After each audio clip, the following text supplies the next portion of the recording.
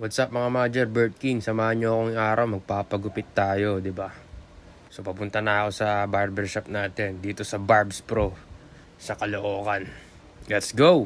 At good news, walang masyadong tao. So mabilis tayong matatapos. Thank you Lord. So umupo muna ako sa sopa. At ito ang itsura ng kanilang barbershop sa loob. Diba? Sobrang ganda. Lumabas muna ako saglit para mag-vape. Siyempre, nakaka-boring maghintay. Diba? Habang tinatapos pa nila yung mga nauna sa akin. Dito muna tayo. Vape muna tayo. Tamang hipak lang. Ang Barbs Bro ay along the way lang dito sa may lugar namin sa Caloocan sa Saranay. Ganito ako palagi. Nagbabayad ako kagad kahit hindi pa ako tapos. At last, tayo na.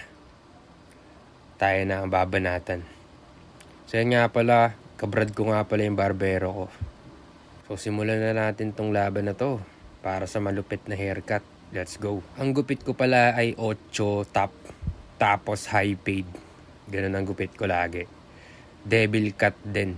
So yun, at least alam nyo na. So binanatan niya yung top ko ng 8 na razor.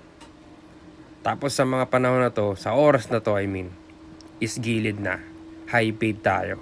Fast forward, malapit na matapos yung gupitan natin. So, nililinis na lang ng ating barbero. Pinupulido na lang niya. Siyempre, hindi siya papayag na hindi maganda yung gawa niya, di ba? Zoom in natin para makita nyo din. So, makikita nyo, nililinis na lang niya talaga yan. Alright, sa oras na to, tapos na. So, tapos na ang ating gupit. 8 top, high fade gilid, sobrang angas, sobrang bagsik, devil cut. Let's go. Siyempre, kailangan natin bigyan ng magandang video yan para mas makita nyo. Pasensya na sa aking gilid at may mga butlig kasi kinamot ko yan kanina. Sobrang kate. Ayun o, kitang kita sa likod o, may mga butlig. Kamot ko yan. Okay, huwag kayo mandiri. Siyempre, hindi matatapos ang ating gupitan ng walang masahe ng ating brad. O ayun, tapos na. Kumamay na tayo sa ating brad na napakagaling, di ba? At tinignan ko muna sa salamin yung resulta ng gawa natin. Sobrang angas. Sobrang bagsik. Diba? Marami na naman chicks na magkakagusto sa atin sa gupitan natin.